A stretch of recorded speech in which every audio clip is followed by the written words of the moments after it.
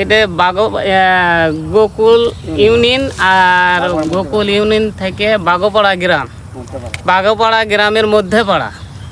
কি করেন আপনি? আমি হচ্ছে যে গাছেরই ব্যবসা করি, গাছের ব্যবসা করি। এই ব্যবসা করে আমাকে দিন যাপন করি। আর এই গাছের মূল্য মনে করেন যে প্রায় 5,000, গাছের দাম 3.5 লক্ষ টাকা। এই গাছের কি হয়েছে? এই গাছ কাটে ফেলে দিচ্ছে মানুষ, এই গাছ ক্ষতি করছে, অন্য দুশ্মনী করে শত্রুতা করে গাছ কাটে ফেলে দিচ্ছে।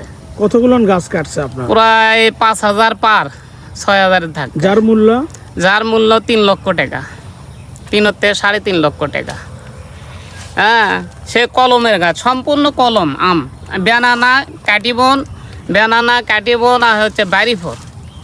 এই যে দামি গাছগুলো বেনানা, কাটিবন, বাড়িফল, এই গাছগুলো প্রায় 5,000 5,500 গাছ কাটে ফেলে দিচ্ছে মানুষের শত্রুতা করে। আপনার কি কারোর প্রতি ধারণা হয় বা সন্দেহ হয়? না, আমার কারোর সাথে হিংসা নাই, কারোর সাথে কোনো কিচ্ছুই নাই। আমি কারোর সাথে কোনো দিনে কটু কথা কইনি, কিচ্ছু করিনি। আমার এই ক্ষতিটা করেছে তারা। কে করলো এখন আল্লাহর উপর বিশ্বাস করে, আমি আল্লাহর উপর ইয়ে করে দেবো, কিন্তু আল্লাহ এর ফয়সালা দিবি। এই যে আপনার এই চারা গাছের ব্যবসা আপনি কতদিন ধরে করতেছেন? প্রায় 2008 সাল থেকে আমি ব্যবসা শুরু করে দেই। এই চারা গাছের ব্যবসা 2008 সাল থেকে আজ পর্যন্ত আমার সাথে কোনো পার্টি বা কোনো কেউ 2 নম্বরে কথা কর পারবে না যে এই চেঁড়াটা কেমন। গোটাল গ্রাম, আবার গোটাল গ্রাম বা বাইরের লোকও কর পারবে না যে লোকটা খারাপ কি, সবাই কবি ভালো, কিন্তু আমার সাথে শত্রুতা করে এটা কেটে ফেলতেছে যে আমি আবাদ করি বেশি দেখে। এই জন্যে আমি এই পাড়ার মধ্যে মনে করেন আমারই গাছ প্রায় মনে করেন 40,000 45,000 খালি এই আমের গাছই। তাইরই মনে করেন যে এক জমি কাটে ফেলে দিছে। সম্পূর্ণ কলম গাছ, একটাও এর মধ্যে ইয়ে নেই, সব কলম। আর এদের মনে করেন আজকে গাছ তোলার কথা, সে গাছ তুলবে এসে দেখি যে কাটে ফেলে দিছে মানুষ। মানে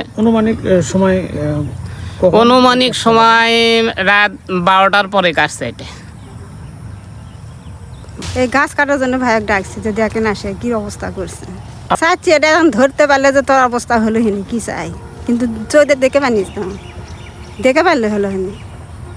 মানে এই যে কষ্ট করে নাচারি সারাদিন আছে, এই যে পরিশ্রম করে রোদের ভিতর সারাদিন থাকে, এই ক্ষতিটা করলো কে, তাকে তো ধরতে দেখে পারলাম না, কোন দেখে পারলে হলো নি। এখন এই শত্রুটা কি? আজকে যে বাগানের আমি আয়া আছি, এই বাগানটা হচ্ছে আমাদের ভাই মন্টু ভাইয়ের বাগান। আমি বাগোপাড়া থেকে আসে জানতে পারলাম যে মন্টু ভাইয়ের গাছ কাটছে। আমি তড়িঘড়ি করে বাগানে আসলাম, আসে দেখি 4 থেকে 5,000 বা 5,500 গাছ কাটছে রাতে। কারা বা কে জানি না, তবে এই গাছ যারা কাটছে তারা জানাশোনা মানুষ ছাড়া এইভাবে কেউ জানাশোনা মানুষ ছাড়া গাছ কাটতে পারবে না। এটা শত্রুতামূলকভাবে মন্টু ভাইয়ের গাছ কাটছে। আমরা চাই আর একটা বিহিত হোক, যাতে অন্ধকারে যারা কাটছে আমরা তো দেখতে পারিনি বা জানতে পারিনি। আর মন্টু ভাইয়ের এই গ্রামে কারোর সাথে কোনো শত্রুতা নেই। মন্টু ভাই সকালবেলা নিজেই জমিতে আসে, সারাদিন জমিতে কাজ করে। আমাদেরও নার্সারি আছে, আমরা তাও অনেক সময় অনেক জায়গায় যাই, ঘুরি বেড়াই, কিন্তু মন্টু ভাই আমার জমির থেকে কোনো সময় লড়েই না। সকালে আসে, রাতে যায়। তার এই ক্ষতিটা যারা করছে, আমরা চাই আপনারা সাংবাদিক ভাইরা আছেন, প্রশাসন আছে, এদের মাধ্যমে আমরা একটা সুবিচার চাই, যারা সুষ্ঠু আমরা একটা তদন্ত চাই যে এটা কীভাবে হলো, কেমনি হলো। এটা আমাদের গ্রামবাসীর পক্ষ থেকে চাওয়া এবং আশা আমাদের। এর আগেও ওই যে আপনার হচ্ছে যে জমি গাছ কাটা ফেলতে দিয়েছিল, বুঝছেন, আর আগে 2-3 বছর আগে এই একই অবস্থা। প্রায় আমার ওই সময় 4,000 4,500 মতো গাছ হয়েছিল, কাটছিল। তো এটা আমরা অবশ্য কেউ দেখিনি, কিন্তু আমরা এই অবস্থায় দেখছি আর কি। আপনি চাচ্ছেন কি? সুষ্ঠু ব্যবস্থা হোক যাতে। আমি বহুদিন আগে থেকে এই নার্সারি ব্যবসা সবাই করে আর কি, প্রায় প্রতিটা ঘরে ঘরে নার্সারি ব্যবসাটা। এই ব্যবসাটা দেখা যাচ্ছে যে মাঝে মধ্যে মানে বিভিন্ন জনের বড় বড় ধরনের এরকম ক্ষতি হয়। মানুষ ওই যে চারাটা কাটে ফেলে দেয়, ভেঙে ফেলে দেয়, এরকম আরও বেশ কয়েকবার ঘটনা ঘটছে। কিন্তু আজ পর্যন্ত আমরা আসলে কেউই শনাক্ত করতে পারলো না কি আসলে কি মানে এই ধরনের ক্ষতিটা কিভাবে হয় বা কিভাবে করে। মানুষ যার ক্ষতি করে সে দেখা যাচ্ছে যে মানে নিরীহ লোক, সে কারোর সাথে ঝগড়া ফাসাদ নাই, কিছু নাই, তারপরে সেই ধরনের লোকের একটা ক্ষতি করে দেয়। ক্ষতি করে। এটা আসলে মানে ধারণাও করতে পারে না কেউ, বা যার ক্ষতি হয় সেও ধারণা করতে পারে না যে কী করতে পারে। কিন্তু এটা মাঝে মধ্যেই দেখা যাচ্ছে যে আমাদের এখানে যেহেতু দীর্ঘদিনের ব্যবসা, প্রায় 50 বছরের আগে থেকে গ্রামে নার্সারি ব্যবসা হয়, মানুষ এভাবে মাঝে মধ্যে এভাবে মানুষের মানে ক্ষতি করে।